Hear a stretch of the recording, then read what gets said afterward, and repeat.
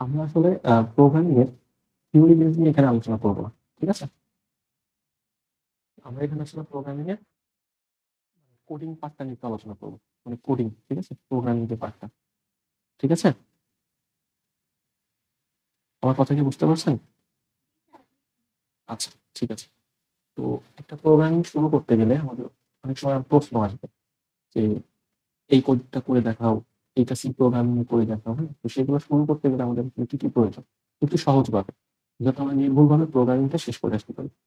হ্যাঁ? তো সেক্ষেত্রে আমরা কিছু নিয়ম মেনে চললে কিন্তু এটা করে ফেলতে পারবো। তার মধ্যে কি, কি আছে? তার মধ্যে আছে ধরেন বেসিক স্ট্রাকচার আছে। ঠিক আছে? বেসিক স্ট্রাকচার আছে। আমরা যদি এই বেসিক স্ট্রাকচারটা একটু দেখি তাহলে আমাদের এটা হয়ে যাবে। তারপরে আছে ডেটা টাইপ আছে। ঠিক আছে? ভেরিয়েবল আছে। ভেরিয়েবল ডিক্লারেশন আছে। প্রোগ্রামিং এর ভেতরে কিছু বেসিক স্টেপ আছে। ইনপুট আউটপুট আছে। এই কয়েকটা জিনিস শিখলে মোটামুটি আমরা প্রোগ্রামিং শুরু করে দিতে পারবো। এবং যে কোনো প্রোগ্রামিং আসলেই আমরা ওর ভেতরে লজিক সবকিছু না পারলেও অন্তত কিছুটা হলেও করে আসতে পারবো। ঠিক আছে? যেহেতু আমাদের এই কোর্সটাতে শুধু পরীক্ষা কেন্দ্রিক, হ্যাঁ? সো আমাদের অনেক ডিপলি শেখার সময় আসলে নাই, যেহেতু সামনে এক্সাম। তাহলে আমরা শুরু করি। বেসিক স্ট্রাকচারটা খাতায় একটু লিখতে হবে। হ্যাঁ? আমাদের বেসিক স্ট্রাকচারটা আসলে এই হ্যাশ ইনক্লুড, তারপর stdio ডট এইচ এই কথাটা লিখতে হয়। আমাদের একটা বেসিক স্ট্রাকচার যদি আমরা কোনো জায়গায় শুরু করতে চাই সেক্ষেত্রে সরি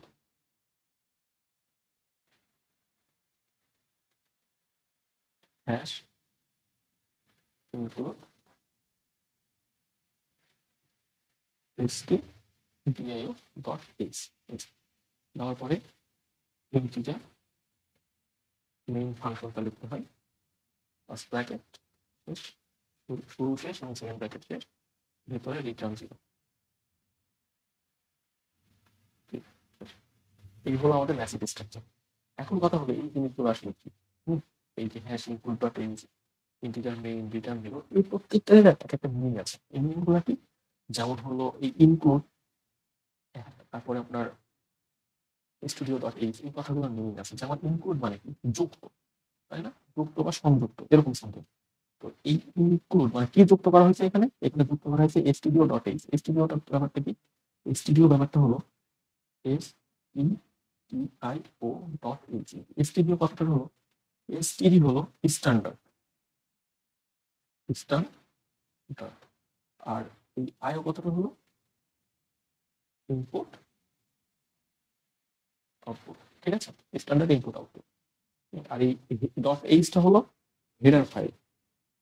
হেডার ফাইলের একটা এক্সটেনশন। হেডার ফাইলের এক্সটেনশনটা কি একটু বুঝেন। যদি আমরা একটা ছবি তুলি, এই ছবিটার নাম যদি এরকম হয় আমাদের ফোল্ডারে সেভ হয় পিকচার ডট জেপিজি, তার মানে এই জেপিজি দেখার সাথে আমরা কি মনে করি? এটা একটা ছবি। হ্যাঁ? তারপরে যদি এরকম থাকে যে সং ডট এমপি ফোর মানে কি? এমপি ফোর মানে কি বলছি আমরা? ভিডিও। যদি থাকে সং ডট এমপি থ্রি মানে কি? এটা একটা মিউজিক, তাই না? যদি বুক ডট পিডিএফ থাকে তবু যেটা একটা মানে পিডিএফ যেটা আমরা পড়তে পারবো, কিছু একটা বইয়ের একটা পিডিএফ ভার্সন, ডিজিটাল ভার্সন। ঠিক আছে? ওটা বলবো ডকুমেন্ট ফরম্যাট। তো তেমনি হেডারও একটা ফাইলের এক্সটেনশন, ডট হেডার এটা একটা ফাইলের এক্সটেনশন। এইটাকে আমরা এখানে কি করলাম? ইনক্লুড মানে কি? যুক্ত করা, যুক্ত করলাম। বুঝতে পারছি? এই হেডার ফাইলটা বুঝতে পারছি? আচ্ছা, এটাই স্ট্রাকচার, এটা লিখতে হবে। এটা কি কাজ? এটা আমরা পরবর্তীতে দেখবো। এটা কেন আমরা লিখি? ইনক্লুড করলাম আমরা একটা stdio ডট এইচ ফাইল, মানে standard input output dot header ফাইলটাকে আমরা এখানে ইনক্লুড করলাম, মানে যুক্ত করলাম। ওকে, এইবার এই যে আমাদের মেইন ফাংশনটাকে এখানে লিখতে হবে। মেইন ফাংশন কেন লিখতে হবে? মেইন ফাংশন লিখতে হবে কারণ একটা জিনিস মনে রাখবেন, এই মেইন ফাংশনকে প্রোগ্রামের এন্ট্রি পয়েন্ট বলা হয়। কি বলা হয়? Entry point. মানে এই মেইন ফাংশন ছাড়া একটা প্রোগ্রামিং হতে পারে না। ঠিক আছে? প্রত্যেকটা প্রোগ্রামিং ল্যাঙ্গুয়েজেরই মেইন ফাংশন থাকে। ওপিও থাকে, অবজেক্ট ওরিয়েন্টেড যে প্রোগ্রামিং গুলো সেগুলো থাকে, স্ট্রাকচারাল প্রোগ্রামিং সিএকে তো থাকে। মেন প্রোগ্রাম থাকতেই হবে। এবং প্রোগ্রাম শুরুই হয় এই মেন প্রোগ্রামকে এক্সিকিউট করে। এক্সিকিউট মানে রান করা, মানে চালু হওয়া। প্রত্যেকটা প্রোগ্রাম মেন প্রোগ্রাম থেকে চালু হয়। ঠিক আছে? এই জন্য মেন প্রোগ্রামটা রাখতেই হবে। আচ্ছা, আমি এটা একটু মুছি, এখানে আরেকটু আলোচনা আছে আমাদের। ঠিক আছে? এখানে আমরা বেশি একটা রিডিং নাও করি। আচ্ছা, তো এখানে যে স্ট্রাকচার আমাদের হেডার থাকলো, মেইনটা দিলাম। হ্যাঁ, এখানে ভয়েড আপাতত যেহেতু রিটার্ন জিরো ইউজ করছি, ভয়েড দেওয়া লাগবে না। ঠিক আছে, এই ইন্টিজার না ভয়েড কোনটা ইউজ করবো এই বিতর্কে এখন আমরা না থাকি, এটা আমি ডিপলি একটা বিষয়। হ্যাঁ, এটা রিটার্ন টাইপের একটা বিষয়, এটা আমরা পরবর্তীতে সময় থেকে শিখবো। আচ্ছা, এরপরে যে ফাঁকা জায়গাটা আমাদের এইখানে, হ্যাঁ, এই ব্র্যাকেট থেকে এই ব্র্যাকেটের মাঝে যে ফাঁকা জায়গাটা, এইখানে আমাদের সমস্ত স্টেটমেন্ট হবে। ঠিক আছে, স্টেটমেন্ট, হোয়াট ইজ স্টেটমেন্ট? ঠিক আছে, এটা স্টেটমেন্ট আসলে কি? স্টেটমেন্ট হলো এখানে দেখেন এক্সাম্পল হিসেবে প্রিন্টের ফাংশনের মধ্যে হ্যালো ওয়ার্ড দিয়ে আছে, হ্যাঁ, মানে একটা জিনিস প্রিন্ট করে দেখাচ্ছে। কিন্তু আসলে কি এইটাই লিখতে হবে? আসলে না, স্টেটমেন্টটা বোঝাচ্ছে যে আমরা যে উদ্দেশ্যে প্রোগ্রামটাকে রচনা করবো বা প্রোগ্রামটার কোডগুলো লিখবো, সেই বিষয়গুলো ওখানে লিখতে হবে, করতে হবে। যদি আমাদের একটা ম্যাথমেটিক্যাল টার্ম সলিউশন করতে হয়, তাহলে এই জায়গাটা এসে প্রোগ্রামটা লিখতে হবে। ঠিক আছে, বোঝাতে পারছি? আমি একবারে মুছে দিই সব।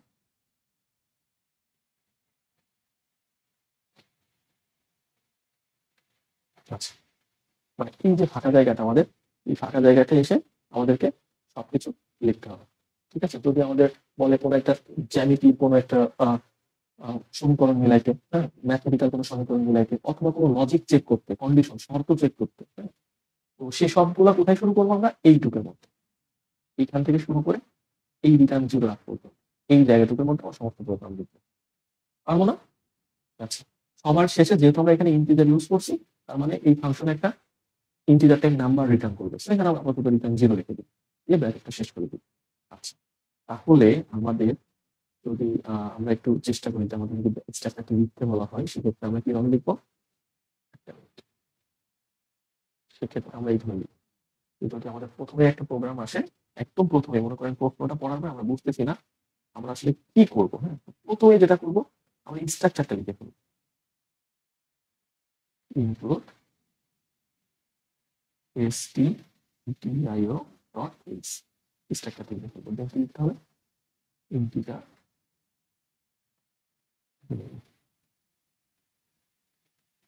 রিটার্ন,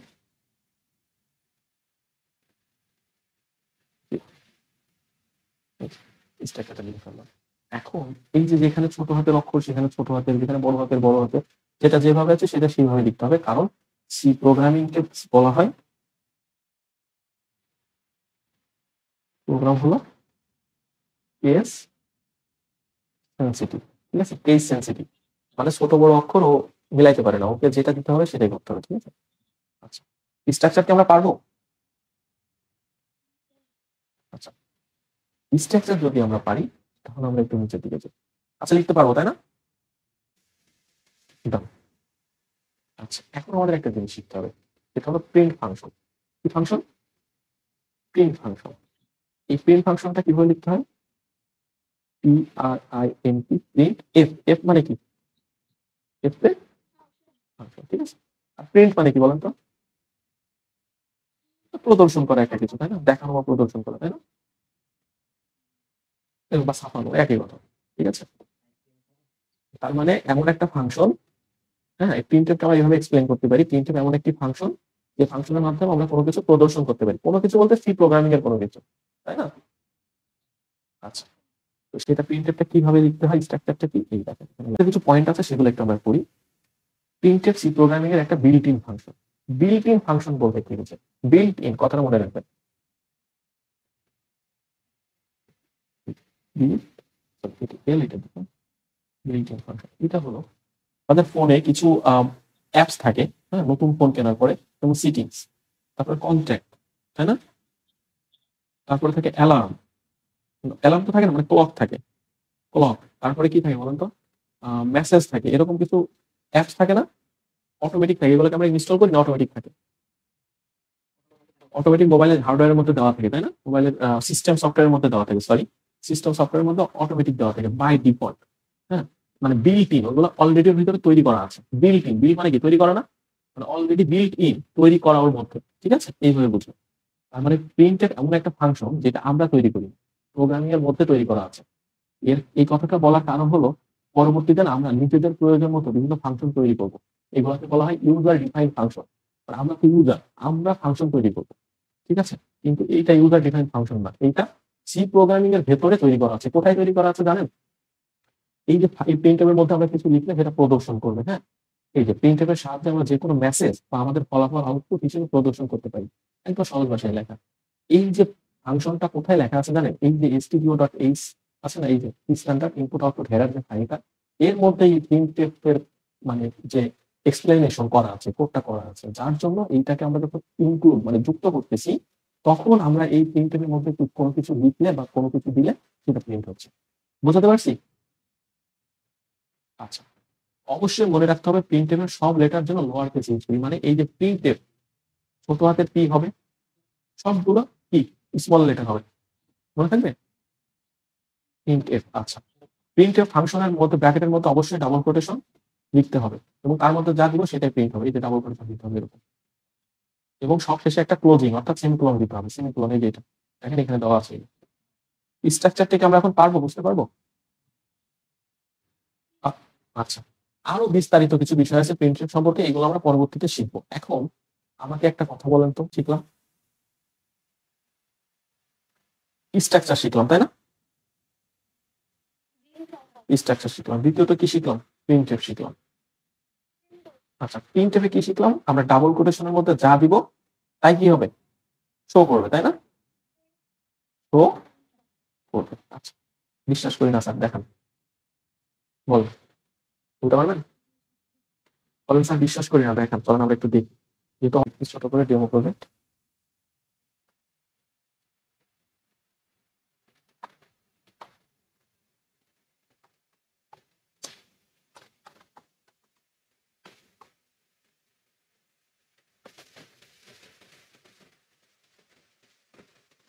আচ্ছা, আমাদের যে এডিটর আছে মানে আইডিই, ঠিক আছে, এখানে অটোমেটিক এই কোড বক্সে আমাদের স্ট্রাকচারটা প্রোভাইড করে। দেখেন আমাদের স্ট্রাকচার অটোমেটিক দেওয়া আছে। হ্যাঁ, এবং দেখেন এর মধ্যে আমাদের একটা প্রিন্টএফ ফাংশন দেওয়া আছে যার মধ্যে লেখা আছে হ্যালো ওয়ার্ল্ড। এবং আমরা যদি এই হ্যালো ওয়ার্ডটাকে এই মধ্যে মুছে দিই, হ্যালো ওয়ার্ডটাকে মুছে দিয়ে বলি এই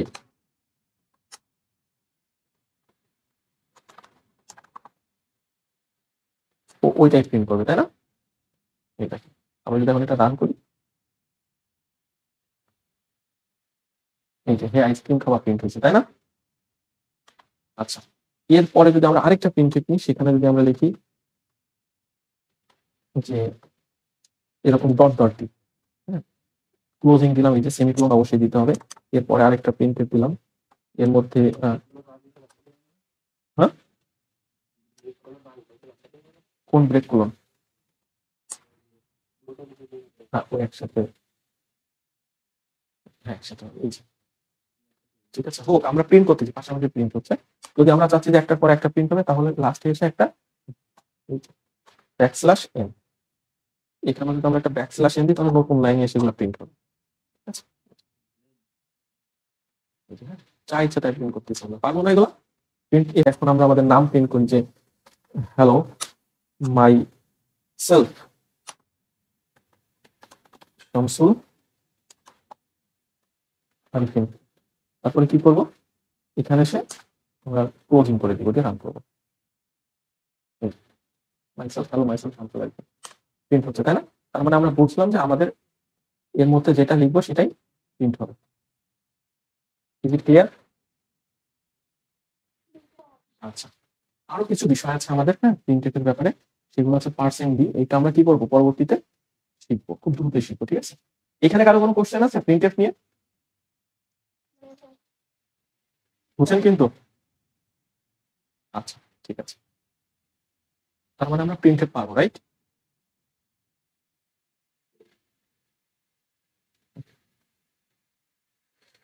এখন আসি আমরা মোস্ট সহজ এবং মোস্ট ইম্পর্টেন্ট একটা টপিক নিয়ে, সেটা হলো কি ডেটা টাইপ।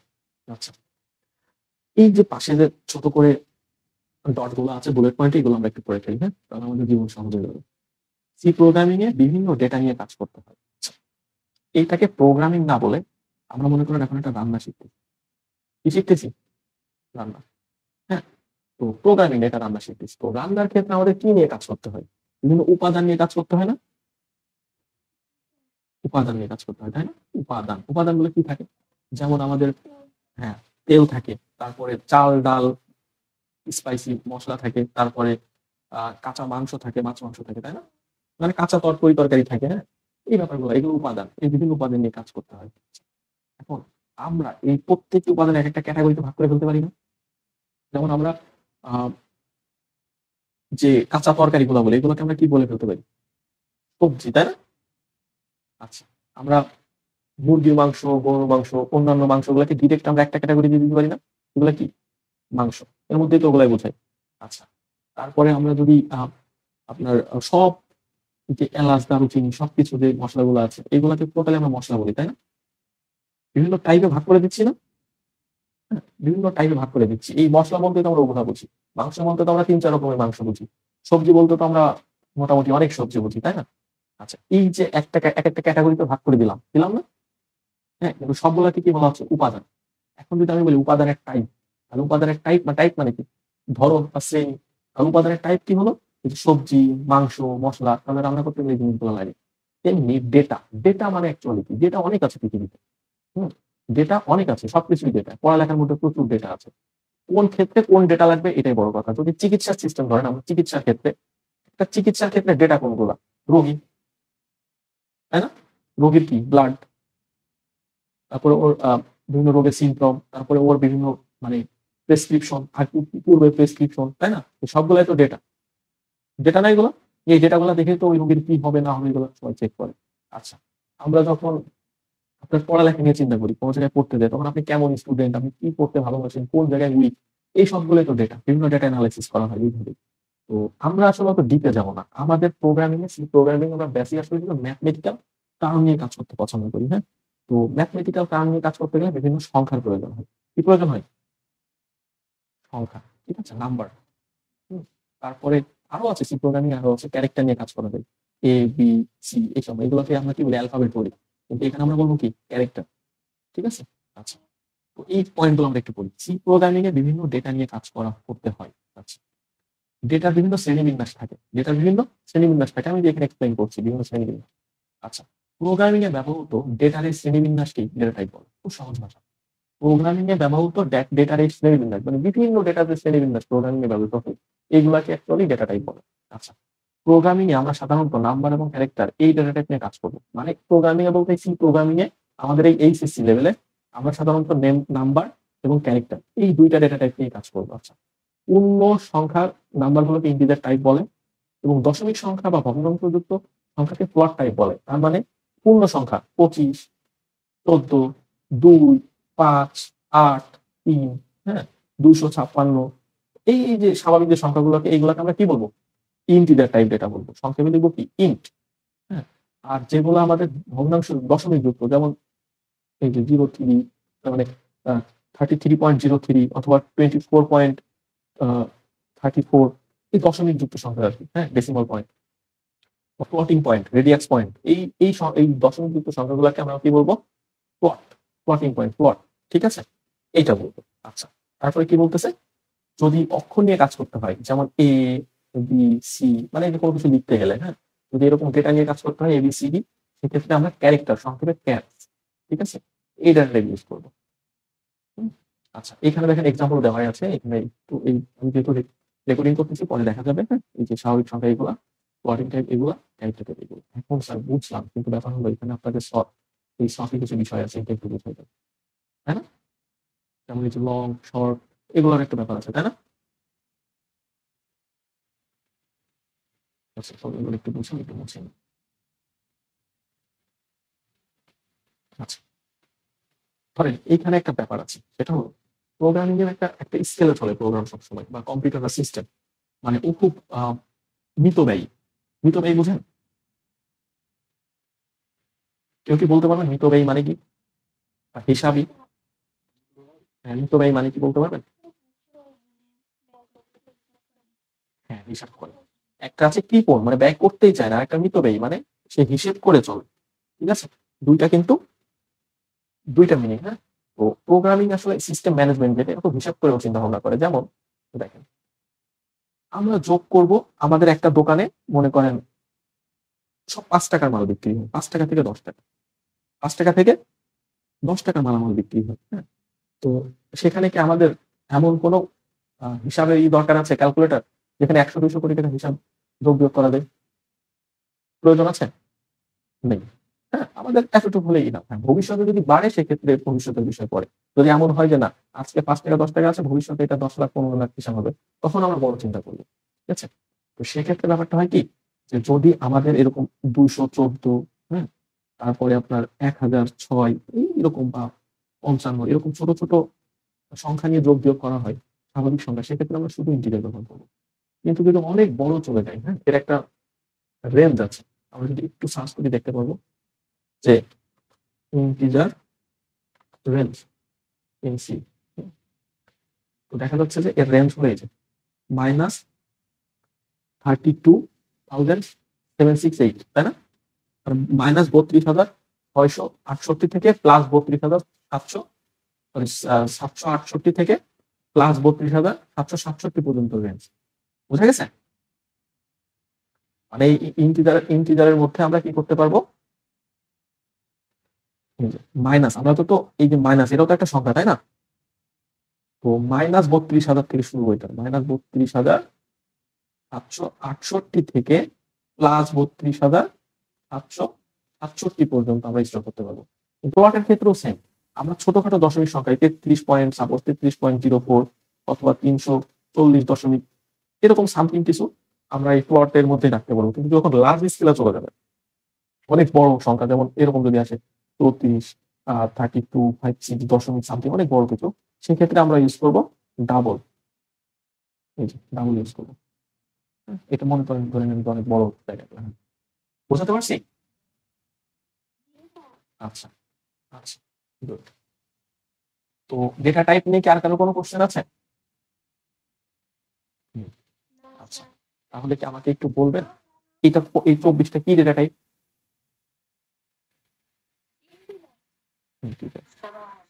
আর হলো তারপরে 340.44 এটা কি হতে পারে বলেন তো রাইম বলেন আচ্ছা তার মানে আমরা ডেটা টাইপ বুঝতে পেরেছি ঠিক আছে বুঝিনি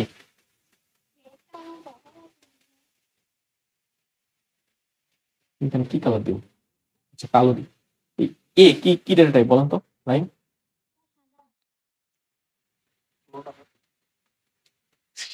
এ কোন কি ডেটা টাইপ এ অথবা বি অথবা সি ক্যারেক্টার রাইট এটা সংক্ষিপ্ত রূপ কি CHAR মনে থাকবে আচ্ছা ডেটা টাইপ তাহলে আমরা বুঝতে পারছি রাইট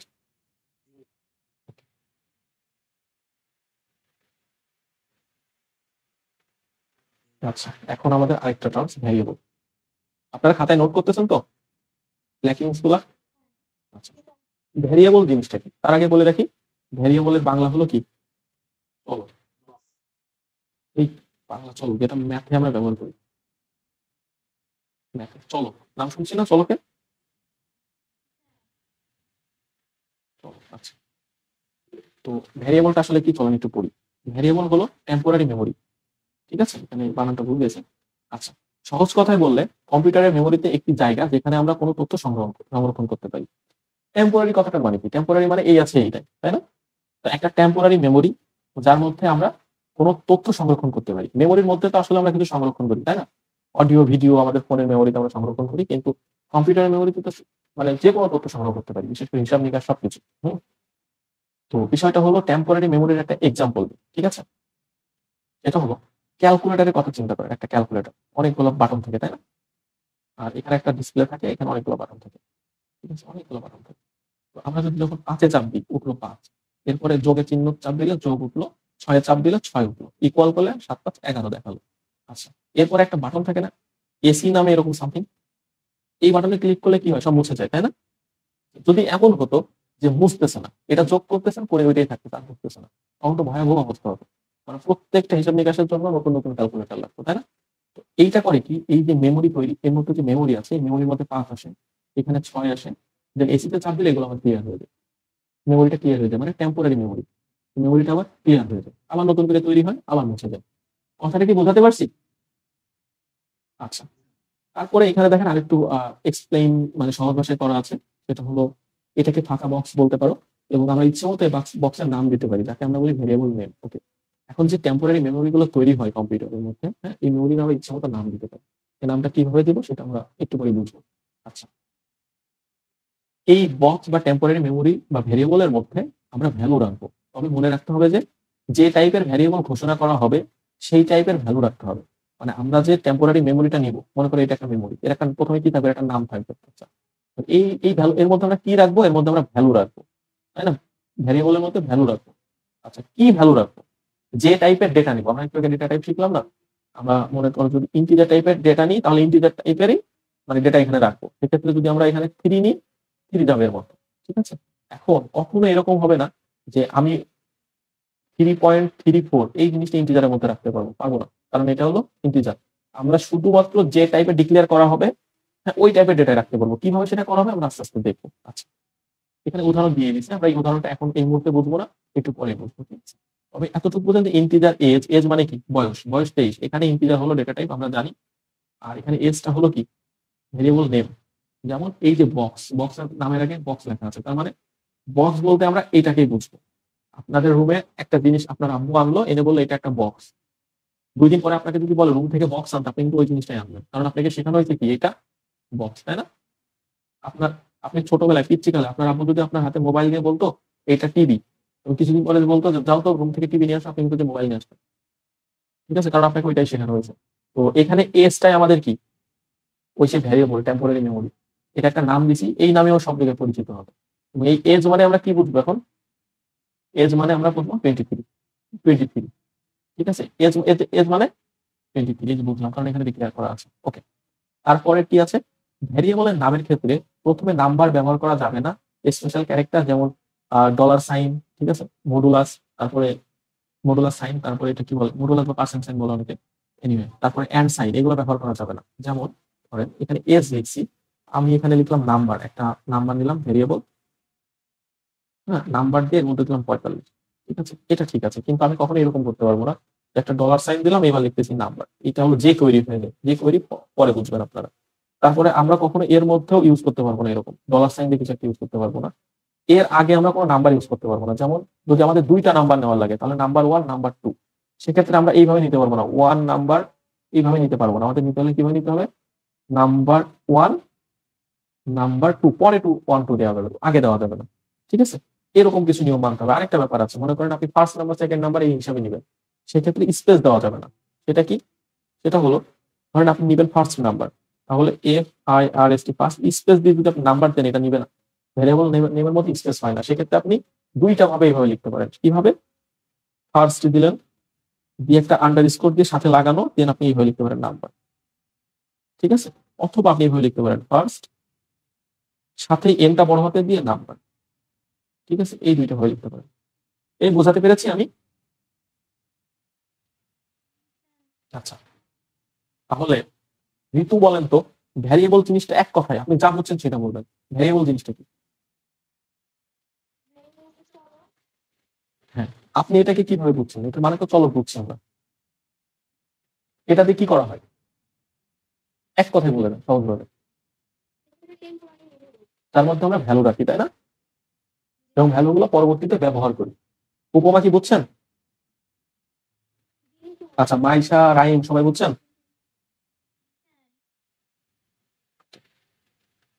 এরপরে আসি ভ্যারিয়েবল ডিক্লারেশন। ডিক্লারেশন মানে কি বলেন, কে বলতে পারবেন? ঘোষণা। আগামীকাল থেকে স্কুল বন্ধ, তাই না? ডিক্লারেশন মানে ঘোষণা। আচ্ছা দেখেন, আমি করলাম একটু। আচ্ছা, পড়ি আসলে কি লিখছে। লিখছে বলতে আমি লিখছি, দেখি কি লিখছি আমি। ভ্যারিয়েবল ডিক্লারেশন হলো প্রোগ্রামিং এর একটি প্রক্রিয়া, ঠিক আছে, যেখানে আমরা কম্পিউটারকে জানাই যে আমরা একটি নতুন ভ্যারিয়েবল ব্যবহার করতে চাই। ভ্যারিয়েবল কি সেটা তো আমরা জানি। যদি কথাটা এইভাবে বলি যে ভ্যারিয়েবল ডিক্লারেশন হলো প্রোগ্রামিং এর এমন একটি প্রক্রিয়া। প্রক্রিয়া মানে কি বলেন তো? কথাটা যদি কঠিন মনে হয় সহজ করে দিই। কাজ, সহজভাবে কঠিন মনে কি কাজ। তাহলে ভ্যারিয়েবল ডিক্লারেশন হলো প্রোগ্রামিং এর এমন একটি কাজ বা প্রক্রিয়া যেখানে আমরা কম্পিউটারকে জানাই যে আমরা একটি নতুন ভ্যারিয়েবলের বদলে এখানে ব্যবহার করবো মেমোরি। আমরা একটি নতুন মেমোরি ব্যবহার করতে চাই। ঠিক আছে? একটা টেম্পোরারি মেমোরি বা একটা জায়গা ব্যবহার করতে চাই। ওকে, ভ্যারিয়েবলের ডেটা টাইপ কি হবে কম্পিউটারকে নির্দিষ্ট করে জানানো হয়। আচ্ছা, একটা ভ্যারিয়েবলের কি ডেটা থাকবে? একটা ভ্যারিয়েবল মানে কি, একটা টেম্পোরারি মেমোরি মানে একটা বক্স বা একটা ফাঁকা জায়গা, এখানে আমি কি রাখবো এটা নির্দিষ্ট করে বলে দিতে হয় ডিক্লারেশনের সময়, ঘোষণা করার সময়। যে এখানে ইন্টিজার ডেটা রাখবো নাকি ক্যারেক্টার ডেটা রাখবো নাকি প্লট দশমিক সংখ্যা রাখবো, ঠিক আছে, এটা বলে দিতে হবে। আচ্ছা, এরপরে কি, ভ্যারিয়েবল ডিক্লারেশন সাধারণত একটা প্রোগ্রামের উপরের অংশে করা হয়, মানে আমাদের যে স্ট্রাকচারে দেখেন উপরের অংশের দিকে করতে হয়। আচ্ছা, ডেটার ব্যবহার অনুযায়ী একাধিক ভ্যারিয়েবল ডিক্লেয়ার করতে হয়। মানে দেখা গেল আমাদের যদি দুইটা সংখ্যা যোগ করতে বলা হয়, সেক্ষেত্রে দেখেন আমাদের দুইটা সংখ্যা প্রয়োজন।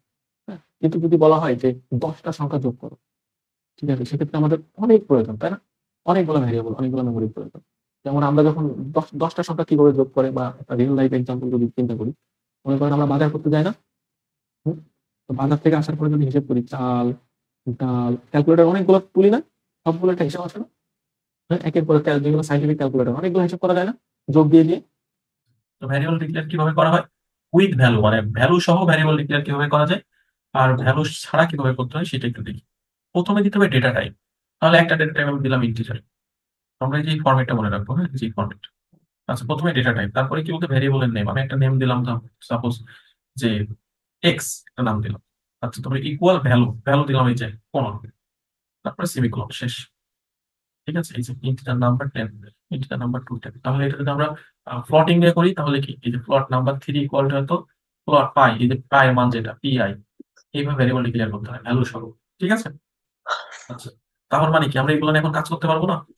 আচ্ছা, জি আর যদি উইদাউট ভ্যালু বলি, তাহলে কি করতে হবে, data type variable, variable name ফাঁকা রাখতে হবে। যেমন ডেটা টাইপ কি দেবো, যেমন দিলাম ইন্টিজার, ভ্যারিয়েবলের একটা নাম দিতে বলতেছে, দিলাম হলো নাম্বার দিলাম, যা আছে নাম্বার দিয়ে ফাঁকা রাখলাম, অথবা নাম্বার ইকুয়াল টু 0 করে রাখতে, একই কথা। ঠিক আছে, ইকুয়াল টু 0, একই কথা। ঠিক আছে। জি ভ্যালু ছাড়া এগুলো কেন ব্যবহার করি, পরবর্তীতে যদি আমাদের লাগে সেই ক্ষেত্রে। দেখা গেলো এখন এই মুহূর্তে আমরা জানি না যে এটার ভ্যালু কত হবে, কিন্তু পরবর্তীতে আমরা জানবো, তাই না? হ্যাঁ, পরবর্তীতে জি আমাদের ভ্যালু আসলে ওইটা এখানে রাখবে, এই ধরনের কাজে। তো ভ্যারিয়েবল ডিক্লারেশনকে আমরা বুঝতে পেরেছি। জি স্যার। আচ্ছা, বুঝতে পারলে আলহামদুলিল্লাহ, মোটামুটি আমরা এটা বুঝতে পেরেছি না? ওকে। এখন একটা জিনিস, এই যে আমরা একটু আগে পড়েছি, এটা এটা আরেকবার একটু রিমাইন্ডার করে দিচ্ছে, যে মনে রাখতে হবে প্রিন্ট বা আউটপুট দেখার জন্য কি প্রিন্টের ফাংশন ব্যবহার করতে হয়, তাই না? জি এটা তোমাদের মনে আছে? আচ্ছা, আমাদের সবার মনে আছে তো? আচ্ছা, সবারই মনে আছে। আচ্ছা, এখন কি একটা প্রোগ্রাম লিখি, ঠিক আছে, এবং ইচ্ছে মতো প্রিন্ট করি। তো এই যে আমরা যদি এই প্রোগ্রামটা লিখি, আমাদের ফার্স্টে কি, স্ট্রাকচার, তাই না, পুরো স্ট্রাকচার, তারপরে এর মধ্যে যে আমরা যদি আমরা এই প্রিন্টের দিয়ে এগুলো লিখি যে হ্যালো স্টুডেন্টস, হ্যাঁ, তারপরে প্রোগ্রাম ইজ বেরিয়েছি, আসসালামু আলাইকুম, এই সব করে আমাদের প্রিন্ট হবে না? এটা তো আমরা জি পারবো, তাই না? পারবো না? জি আচ্ছা, এটা পারবো। তার মানে এটা যে আমি এটা বুঝলাম যে কোনো কিছু আমরা যদি প্রদর্শন করতে চাই, সেক্ষেত্রে অবশ্যই প্রিন্টএফ ফাংশন ব্যবহার করতে হবে। এরপরে আসি, আমরা কি প্রোগ্রাম লিখতে পারি? হ্যাঁ, আমরা পারি। আমরা এখন একটা প্রোগ্রাম লিখতে পারবো, তাই না? মানে একটা জি ছোটখাটো একটা জিনিস প্রিন্ট করে দিতে পারবে, স্ট্রাকচার যেহেতু আমরা জানি। আচ্ছা, এখন আমরা যা চিন্তা করবো তাই প্রোগ্রাম দিয়ে মানে বাস্তবায়ন করবো। হ্যাঁ, গেল যে আমি যখন প্রথম প্রোগ্রাম শিখি তখন নিজের নাম শুধু প্রিন্ট করতাম, হ্যাঁ, নিজের বন্ধুদের নাম প্রিন্ট করতাম, যা চিন্তা করতেছি ওইটাই প্রিন্ট করতাম, মানে প্রিন্ট করা তো শিখছি, ছোট একটা টপিক গুলো শিখছি, তাই না? তো আসলে আমরা যা চিন্তা করি তাই প্রোগ্রাম দিয়ে বাস্তবায়ন করবো, এই কথাটা কিন্তু ভেতরে অনেক বড় ইনোভেশন কাজ করে। এইটার উপরে এখন পৃথিবী তৈরি হচ্ছে, জানেন? যে যখন বলে তোমার আইডিয়া কি, আজকের পৃথিবীর সফটওয়্যার বা প্রোগ্রামটা কেন আসছে জানেন? আপনার যে অ্যানালগ কাজগুলো আছে না, হ্যাঁ, এই অ্যানালগ কাজগুলো কিভাবে ডিজিটালে রূপান্তর করা যায়। যেমন অ্যানালগ ভাবে আগে পড়ালেখা হতো, এখন কিন্তু আমরা যে ই লার্নিং এর মধ্যে আছি, অনলাইনে লার্নিং করতেছি, তাই না? আমি অনলাইনে জি শেখাচ্ছি। তারপরে আগে আমরা চিঠির মাধ্যমে অ্যানালগে কথাবার্তা করতাম, কনভারসেশন করতাম। এখন ওটা ডিজিটালাইজেশনে আসছে, সফটওয়্যার ইউজ হচ্ছে, হয়ে আমরা কি করতেছি, মোবাইলে কথা বলতেছি, তাই না? যে চিন্তাটা আমরা করি ওইটাকে ডিজিটালাইজেশনে আনাটাই হলো প্রোগ্রামিং এর মাধ্যমে। সবকিছু দেখেন, এই যে আমরা ছবি তুলে এডিট করে ফেলি না, যে আমি এখন একটু সুন্দর হয়ে যাব, ঠিক আছে, সেটা কিসের মাধ্যমে করি, সেটা আমরা কোনো একটা অ্যাপস এর মাধ্যমে করি, ক্যামেরা। তো এখন চলেন আমরা সবাই ক্লাস 6 এ চলে যাই, এখানে যে একটু যোগ বিয়োগ করে আসি, হ্যাঁ। তো এটা একটু খেয়াল করেন, এই যোগটা একটু খেয়াল করেন, এখানে কি আছে, একটা যোগ আছে, সহজ একটা যোগ না, 20 + 10 = 30, এটা তো আমরা পারি, সবাই পারি। বিয়োগ পারি, গুণ পারি, ভাগ পারি, একটার উত্তর ঠিক হয়নি, তাই না, এগুলো আরো বেশি হবে, তাই না? এটা 200 হবে, এটা কত হবে বলেন? 2 হবে, দুই তাই না? হবে। এই যে আমরা এটা পারলাম। আচ্ছা, এখন একটা জিনিস চিন্তা করেন তো, এই দিক থেকে এই দিকে তাকান, এক্স প্লাস ওয়াই, যেখানে এক্স এর মান কত 6 আর ওয়াই এর মান 2, তাহলে এই সমীকরণটা কি দাঁড়ায় বলেন তো, ইকুয়াল টু জেড। হ্যাঁ, তাহলে জেড এর মান কত আমরা কি জানি, জেড এর মান কত, এখানে হট জেড এর মান জানি, এখানে এক্স আর 2 এর মান জানি। এখন একটা জিনিস খেয়াল করেন, এই যে জেড এর মান জানি না আবার আসতেছে।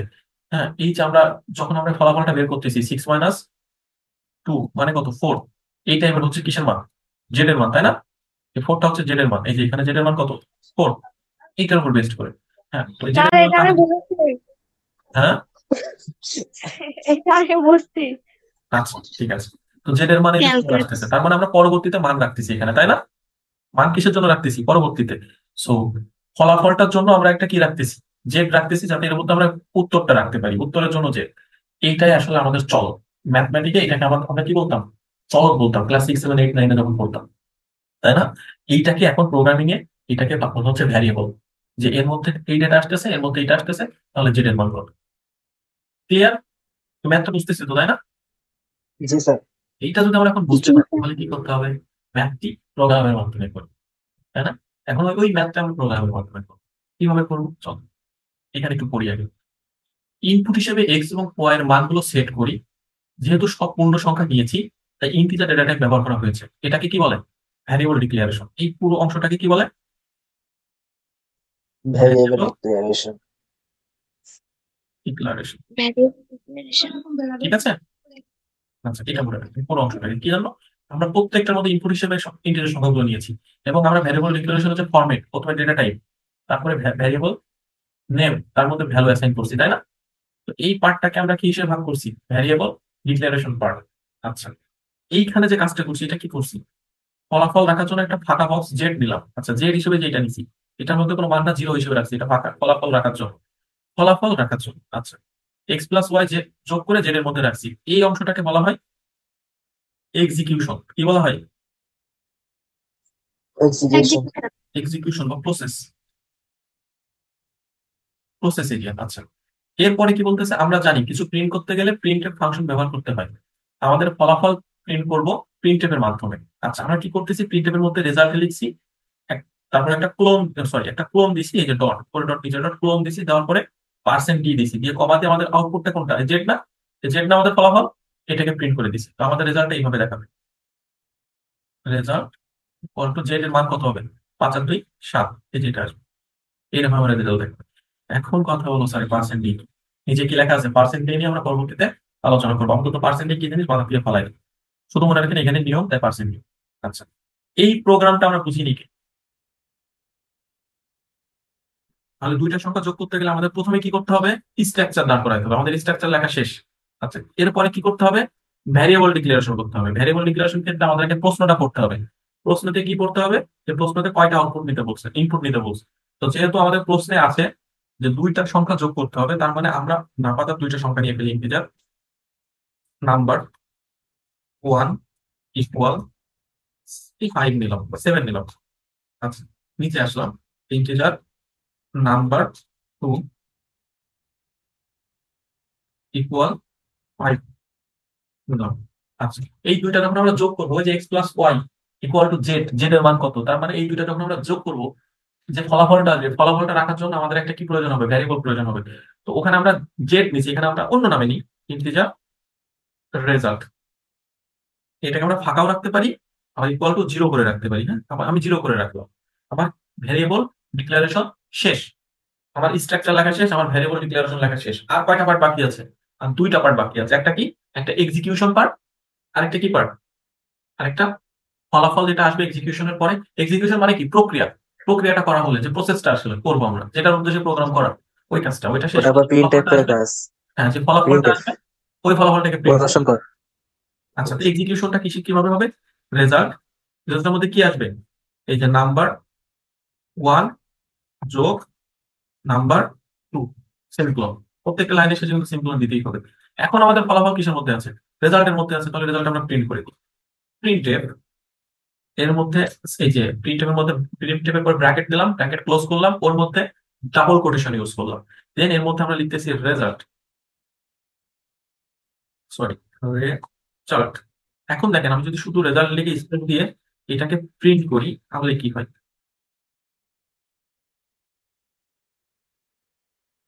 আমরা কি কিছু ভুল করছি? হ্যাঁ, ভুল করছি, জি স্যার, 1 লিখে দিয়েছি। ওখানে ওখানে 21 দিয়ে ফেলছে। হ্যাঁ, আচ্ছা, দেখেন শুধু রেজাল্ট আসছে, তাই না? কোনো কিছু আসেনি। কারণ কি জানেন? কারণ হলো, তাহলে তো এখানে পার্সেন্ট দিয়ে দেননি। হ্যাঁ আমি এখানে পার্সেন্ট দিই, ঠিক আছে, এখানে পার্সেন্ট দিয়ে দিলাম। পার্সেন্ট দিয়ে আমাকে কি বলে দিতে হবে, কোনটা, এই যে রেজাল্ট, এই যে এইটাকে এখানে আনতে হবে, এটা বলে দিতে হবে। অ্যাড্রেস বলে দিতে হবে। রেজাল্ট, এখন আমাদের এটা আসবে। এখানে আমাদের 12 আসছে, তাই না? রেজাল্ট আসছে। আচ্ছা, যদি এটা আমরা 3টা সংখ্যা যোগ করতাম, সেক্ষেত্রে কি করতাম? আমরা এখানে আরেকটা ভ্যারিয়েবল দিতাম, নিয়ে কি লিখতাম? নাম্বার 3 ইকুয়াল, ধরেন 8 নিলাম, তাহলে এখানে যোগ কত দিতাম? যোগ নাম্বার 3, ঠিক আছে? এই যে এখন যদি আমরা প্রিন্ট করি, এই যে print, বোঝা গেছে? তো এখন একটা জিনিস খেয়াল করেন, আমি কি করছি, এই যে ভ্যারিয়েবল ডিক্লারেশনের যে বিষয়গুলো, এইটাকে দেখেন একসাথে করছি, এটা একটা পার্ট, স্পেস রেখেছি, যাতে পরবর্তীতে যেমন আমাদের নাম্বার 3টা পরবর্তীতে নেওয়া লাগলো, তাই না? পরবর্তীতে কোনো ভ্যারিয়েবল যদি নেওয়া লাগে, সেক্ষেত্রে যাতে আমরা ওখানে আবার লিখে দিতে পারি। কারণ আমরা তো কম্পিউটারে লিখবো না, আমাদের তো খাতায় লিখতে হবে। তো কম্পিউটারে দিলে হয় কি, আমি তো ইচ্ছা মতো এই যে বাড়ি কমাইতে পারি, কিন্তু খাতার ব্যাপারটা কি হয়, একবার নিয়ে ফেললে হিবিজিবি হয়ে যাবে, তাই না? ওই জায়গায় আবার নতুন করে করতে গেলে এটা একটু ফাঁকা রাখবো। আচ্ছা, এই যে ভ্যারিয়েবলের এই পার্টটাকে একটু আলাদা করবো, এক্সিকিউশনের এই পার্টটাকে একটু আলাদা করে এটার নিচে একটু ফাঁকা রাখবো। প্রোগ্রামিং এ যদি আমরা কম্পিউটারে করি, সেক্ষেত্রে কিন্তু ফাঁকা রাখাটা উচিত না, এটা মেমোরি বেশি খরচ হয়। হ্যাঁ, প্রোগ্রাম ভার হয়ে যায়। কিন্তু খাতার ক্ষেত্রে আমরা একটু ফাঁকা রাখবো, না হলে আমাদের কাটাকাটি হয়ে যাবে, ঠিক আছে? আচ্ছা, এরপরে একদম লাস্টে কি, প্রিন্ট অংশ। এইভাবে আলাদা আলাদা করে আমরা কি করবো, জিনিসটাকে সাজাবো। বোঝাতে পারছি? জি স্যার। বলা হয় যে এইগুলো এক্ষুনি করে দেন, এক্ষুনি, মানে এই যে ক্লাস চলতেছে এক্ষুনি, তাহলে আপনারা কি করবেন জানেন? বুঝতেছি তো, কিন্তু স্যার কিভাবে করবো, বুঝতেছি না। আচ্ছা, প্রথমে কি বলেছি, 1 নম্বর স্টেপ, এই স্টেপ গুলো খাতায় লেখেন। মানে দেখেন, আমরা আমাদের স্টেপ গুলাকে সুন্দর মতো লিখে দিয়েছি। এই স্টেপ গুলো ফলো করলে আমরা যে কোনো প্রোগ্রাম লিখতে পারবো, লেখা শুরু করতে পারবো অন্তত, হ্যাঁ। যদি আমরা ভুল করি, লজিক্যাল কিছু ভুল করতে পারি, কিন্তু স্ট্রাকচারগত বা সিনট্যাক্সগত ভুলগুলো করবো না। তো প্রথমে যখন আমরা একটা প্রোগ্রামের প্রশ্ন দেখব, প্রথমত কি করব, আগে স্ট্রাকচারটা লিখবো, এই যে hash include studio dot H integer main, এই কার্লি ব্যারেজ গুলো মানে সেকেন্ড ব্র্যাকেট গুলো দিয়ে দিবো, ঠিক আছে? এই রিটার্ন জিরো এগুলো পরে লিখলেও চলবে। আচ্ছা, দ্বিতীয়ত প্রশ্নটা ভালো করে আমরা পড়বো, পড়ার পর এখান থেকে বোঝার চেষ্টা করবো যে আমাদের এখানে কয়টা ভ্যারিয়েবল প্রয়োজন। তো যে কয়টা ভ্যারিয়েবল প্রয়োজন, আমরা এখানে সেই ভ্যারিয়েবল গুলো ডিক্লেয়ার করবো উইথ আমাদের আউটপুটের জন্য কিছু ফাঁকা ভ্যারিয়েবল রেখে দিব, হ্যাঁ। এই যে পার্টটাকে ভ্যারিয়েবল ডিক্লারেশন পার্ট হিসেবে আমরা রেখে দিব। আচ্ছা, তারপরে স্পেস থাকবে। দেন আমরা এটাকে এক্সিকিউশন করবো, মানে প্রোগ্রামটাকে আমাদের কি বলতে বের করতে বলছে, যোগ বিয়োগ গুণ ভাগ গড় বা যে কোনো কিছু যেটা বের করতে বলবে, আমরা এই এক্সিকিউশন পার্টে সেটা করবো। হ্যাঁ, এই যে এখানে স্টেপে লেখা আছে এটা এক্সিকিউশন পার্ট। হ্যাঁ, এরপরে ফলাফল প্রদর্শন, আমাদের যে ফলাফলটা বের হবে সেটাকে আমরা প্রিন্টএর মাধ্যমে প্রদর্শন করে দেবো। তারপর রিটার্ন জিরো শেষ। দেখেন এইখানে স্টেপ গুলো দেওয়া আছে, আমরা এই স্টেপ গুলোকে ফলো করবো এবং এইটা একদম মুখস্থ করে ফেলবো, ঠিক আছে?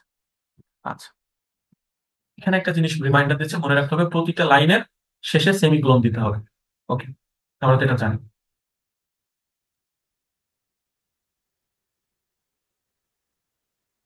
আচ্ছা, এবার আমরা পার্সেন্ট বি, পার্সেন্ট এবং পার্সেন্ট সি নিয়ে একটু আলোচনা করবো। আচ্ছা, পার্সেন্ট পার্সেন্ট যে ডি, এগুলাকে কি বলা হয়? এগুলা বলা হয় প্লেস হোল্ডার। প্রথমে এটা মনে রাখবেন, percent D, percent F, percent C কে বলা হয় প্লেস হোল্ডার। আচ্ছা, প্লেস হোল্ডারটা কি? এই যে প্লেস হোল্ডার, প্লেস মানে কি, জায়গা, তাই না? জায়গা বা স্থান, জায়গা বা স্থান। আচ্ছা, হোল্ডার মানে ধরে রাখে, হোল্ডার লাইটে ধরে রাখে। হ্যাঁ, ধরে রাখে যায়। আচ্ছা, তো এখানে হলে অর্থ কি, শাব্দিক অর্থ কি, যে জায়গা ধরে রাখে, অর্থাৎ জায়গা ধরে রাখা। ওকে, মানে প্লেস হোল্ডার তার মানে পার্সেন্ট এ, পার্সেন্ট সি, পার্সেন্ট এফ এগুলো এমন একটা জিনিস যা জায়গা ধরে রাখে, মাথার ভিতরে ঢুকাই না। ওকে, অর্থাৎ কোনো ভ্যালুর জন্য তার অবস্থানকে নির্দিষ্ট করে। যদি আমি বলি যে এটা একটা বেঞ্চ আছে, মনে করেন এটা বেঞ্চ, এটা বেঞ্চ, এটা বেঞ্চ, আমি আসছি বসছি, এখানে বসছি, আমি বসে এখানে একটা বই রেখে বলতেছি আমার বন্ধু এসে এখানে বসবে, তার মানে ওর জন্য আমি জায়গাকে কি করলাম, নির্দিষ্ট করে রাখলাম, তাই না? ও কি করবে, এসে এখানে বসবে, এখানে অন্য কেউ আর বসবে না, কিন্তু কারণ ওর জন্য আমি জায়গা ধরে রাখছি। হ্যাঁ, বিভিন্ন সিরিয়ালে দেখবেন হসপিটাল অথবা বিভিন্ন জায়গায় যে আপনার ঈদের সময় ট্রেনের টিকিট কাটার জন্য মানুষ আগের দিন যে জায়গা ধরে রাখে, হ্যাঁ, প্লেস হোল্ডার করে রাখে। ওকে, তো ভ্যালু নির্দিষ্ট করার জন্য প্লেস হোল্ডার ব্যবহার করা হয়, জায়গা নির্দিষ্ট করার জন্য বা অবস্থান নির্দিষ্ট করার জন্য। হ্যাঁ, এই যে অবস্থান নির্দিষ্ট করার জন্য প্লেস হোল্ডার এই ব্যাপারগুলো বুঝলে হচ্ছে। মনে রাখতে হবে ইন্টিজার ডেটার ক্ষেত্রে পার্সেন্ট ডি, প্লটের ক্ষেত্রে পার্সেন্ট এফ বা 2f এবং ক্যারেক্টারের ক্ষেত্রে পার্সেন্ট সি।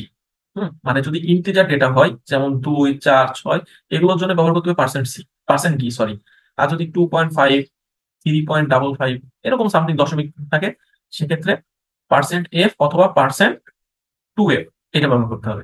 আর যদি এ বি সি এরকম ক্যারেক্টার হয় সেক্ষেত্রে পার্সেন্ট সি। আজকে কিন্তু আমরা প্লট নিয়ে কোনো কিছু দেখাইনি বা পার্সেন্ট সি নিয়ে কিছু দেখাইনি, কারণ এত বড় ক্লাসে একটা জিনিস দেখানো সম্ভব না, মানে এই ভিডিওতে না। আস্তে আস্তে আমরা আরো তো ক্লাস করবো, শিখে যাবো পুরো করতে করতে। আচ্ছা, প্লেস হোল্ডারে কিছু মানে ব্যবহার এখানে দেখাচ্ছে যে আমরা প্লেস হোল্ডার ইউজ করিনি, কিন্তু এখানে হ্যালো বাংলাদেশ প্রিন্ট করে দিয়েছি। প্রিন্ট আমাদের কি দেখাবে? হ্যালো বাংলাদেশটা দেখাবে, তাই না? শুধু হ্যালো বাংলাদেশ প্রিন্ট করলে। কিন্তু যদি এরকম থাকে যে ইন্টিজার নাম্বার ইকুয়াল টু 15, তো 15টা কিসের মধ্যে আছে? নাম্বারের মধ্যে আছে, কারণ আমরা এটাই তো ভ্যারিয়েবল আমাদের, তাই না? এটা কি ভ্যারিয়েবল? আচ্ছা, এটাকে আমরা প্রিন্ট করতেছি কিভাবে দেখেন, নাম্বার ইকুয়াল টু পার্সেন্টই নাম্বার। আমরা কিন্তু এখনো ক্লিয়ার না যে পার্সেন্টেজের প্লেস হোল্ডার কিভাবে কাজ করে। দেখেন এই যে পার্সেন্ট ডিটা ও এই নাম্বারের জন্য ইকুয়ালের পরের এই জায়গাটা দখল করে রাখছে, মানে এই নাম্বারটা এইখানে দেখাবে। এই দেখেন ইকুয়ালের পরে কত দেখাচ্ছে? 50 দেখাচ্ছে। এটার মান 50। এই পার্সেন্ট ডিটা কি করতেছে? এই নাম্বারের জন্য জায়গাটা এখানে দখল করে রাখতেছে। কিভাবে দেখেন, আমরা যদি পার্সেন্ট ডিটা নাম্বারের আগে ব্যবহার করি সেক্ষেত্রে কি হচ্ছে দেখেন, আমরা যখন প্রিন্ট করতেছি 50টা আগে দেখাচ্ছে, কারণ ও জায়গাটা এইখানে এসে দখল করে রাখছে, এই জন্য 50টা আগে দেখাচ্ছে। তারপরে নাম্বার এখানে অবশ্যই ইকুয়াল দেখাবে, হ্যাঁ ইকুয়ালটা মিসিং গেছে, ইকুয়ালটাও দেখাবে। ঠিক আছে, এখানে লাইনটা, এই যে লাইনটা পড়লে বোঝা যাবে লাইনের যে অংশে আমরা পার্সেন্টেজ থাকবে সেখানে ভ্যালু দেখাবে। আমরা একটু যদি কোড করে জিনিসটা দেখতে চাই সেক্ষেত্রে একটু দেখি চলেন কিভাবে জিনিসটা কাজ করে। আর এই যে রেজাল্ট আমাদের প্রিন্ট হচ্ছে, হ্যাঁ রেজাল্ট প্রিন্ট হচ্ছে কোথায়? আমরা পার্সেন্টেজটা কোথায় রাখছি? রেজাল্ট দিয়ে যে ক্লোনের পরে এসে পার্সেন্টেজটা রাখছি। দ্যাটস ওয়াই কি হচ্ছে, রেজাল্টটা কোথায় এসে প্রিন্ট হচ্ছে? যে রেজাল্ট ক্লোনের পরে এসে। কিন্তু যদি আমরা এখানে একটা কাহিনী করি সেটা হলে পার্সেন্টেজটাকে এখান থেকে সরাই, ঠিক আছে? পার্সেন্টেজটাকে এখান থেকে এই যে সরাই দিয়ে আমি কি করলাম, আমি ক্লোনের আগে বসালাম।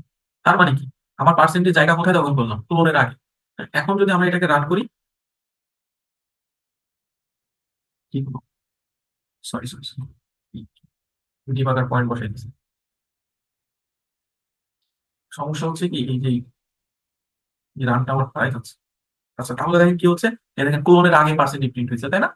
আচ্ছা, এখন যদি আমি পার্সেন্টেজটা এখান থেকে সরাই দিই, সরাই দিয়ে যদি রেজাল্টের সামনে তো আমরা দেখছি, আমরা যদি রেজাল্টের ভিতরে দিই, এর ভিতরে দিই, তাহলে দেখেন কি হয়।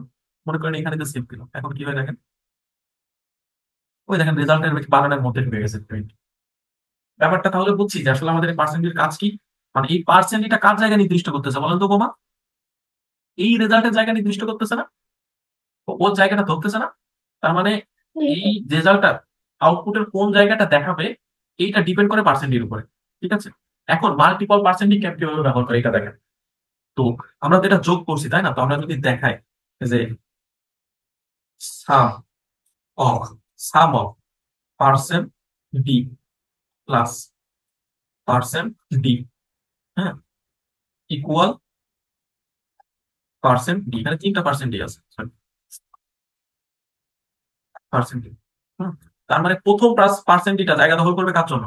কোন একটা সংখ্যার জন্য। আমরা এখানে দিলাম নাম্বার 1, নাম্বার 1টা দিলাম কমা, তার মানে নাম্বার 1টা প্রথমটার আন্ডারে যাবে। ঠিক আছে, এবার যদি আমরা নাম্বার 2 ইউজ করি, ইউজ করবো নাম্বার কমা দিয়ে নাম্বার 2, তাহলে নাম্বার 2টা এই পার্সেন্ট দিতে আসবে। মাঝখানে প্লাস আছে, এটা কিন্তু এই প্লাসটা কিন্তু এখানে এক্সিকিউট করবে না, এটা জাস্ট আমি শো প্লাস পার্সেন্ট ডির মধ্যে শুধু এগুলো আসবে। ঠিক আছে, আর রেজাল্টটা কোথায় রাখলাম? এই পার্সেন্ট ডির মধ্যে। এখন দেখেন কি হয়, এই দেখেন সাম অফ 7 + 5 = 20। কারণ কি, আমরা এখানে যে 3টা জিনিস ইউজ করি সবগুলোর জন্য একটা পার্সেন্ট ইউজ করছি, এবং এই প্রথমটার জন্য এই প্রথমটা কাজ করতেছে, দ্বিতীয়টার জন্য দ্বিতীয়টা কাজ করতেছে। ঠিক আছে, এখনো যদি আমরা কি করি, এই যে রেজাল্টটাকে সামনে নিয়ে চলে আসি আগে, একদম আগে, তাহলে কি হবে জানেন? ও কিন্তু অটোমেটিক ডিটেক্ট করতে পারবে না যে কোনটা রেজাল্ট। ও মনে করবে কি এই রেজাল্টটাই এখানে বসাইতে হবে পার্সেন্ট, কারণ ও প্রথমটা হিসেবে প্রথমটাতেই নিবে। ঠিক আছে, তুমি maybe কোনো একটা ভুল করছি এখানে। কি করছি বলুন তো, এখানে একটা কমা ইউজ করছি। Okay, এই দেখেন ও আগে কি করছে, এই যে আগে 20 দিয়ে দিছে, 20 + 7 = 5 দিয়ে দিছে, কারণ ও তো বুঝতেছে না যে আমার এইটা রেজাল্ট। ও দেখতেছে আমি প্রথমে এটা পাইছি, তার মানে আমার এখানে প্রথম জায়গাটা রেজাল্ট নিবে, দ্বিতীয় যে জায়গাটা, দ্বিতীয় যে ভেরিয়েবল আছে ওইটা নিবে। এই আপনারা বুঝছেন তো? জি স্যার। জি স্যার। এই সেম নিয়মে পার্সেন্ট এফ এবং পার্সেন্ট সি করতে হবে। আপনারা এগুলো একটু করে আমাকে দেখাতে পারলে আমি খুব খুশি হব। ঠিক আছে, আচ্ছা পার্সেন্ট ডি নিয়ে কি আর কোনো কোশ্চেন থাকবে? যদি না স্যার। পার্সেন্ট ডি সম্পর্কে জানতে কিছু বলতে বলে, এই যে এই কথাগুলো বলে দিবেন। ঠিক আছে, একদম লাইন গুলো জাস্ট। এখন একটা জিনিস মনে রাখতে হবে, যদি ভ্যালু প্রিন্ট করতে হয় তবে প্লেস হোল্ডার ব্যবহার করতে হবে, ঠিক আছে? যদি ভ্যালু প্রিন্ট করতে না হয়, যদি এমনি একটা বলে যে হ্যালো হাউ আর ইউ, বা তুমি একটা নাম্বার লেখো, তাহলে তো আর আমাকে কোনো ভ্যালু প্রিন্ট করতে বলতেছে না। যদি ভ্যালু প্রিন্ট করতে হয় তাহলে পার্সেন্টেজ ব্যবহার করতে হবে, কারণ আমরা এই যে এর আগে যে জিনিসগুলো প্রিন্ট করছি এর উপরে, হ্যাঁ, যে ইচ্ছা মতো প্রিন্ট করি, ঠিক আছে? সেই ক্ষেত্রে এই যে এখানে একটা আছে, এই যে এখানে যে হ্যালো বাংলাদেশ, এর মধ্যে তো আমরা কোনো ভ্যালু প্রিন্ট করিনি, তাই না? আমরা জাস্ট একটা মেসেজ প্রিন্ট করছি। সেই ক্ষেত্রে জাস্ট নর্মাল এমনি প্রিন্ট করবো। কিন্তু যখন আমরা কোনো ভ্যালু, যে না, যেমন ইন্টিজার নাম্বার, এই নাম্বারের মধ্যে আমাদের কি আছে, ভ্যালু আছে, এই ভ্যারিয়েবলটার মধ্যে ভ্যালু আছে, সেই ক্ষেত্রে পার্সেন্টেজ ব্যবহার করবো, ঠিক আছে? ওকে, এখন বলেন আজকের এতটুকুর মধ্যে কোনো প্রশ্ন আছে কিনা? না স্যার।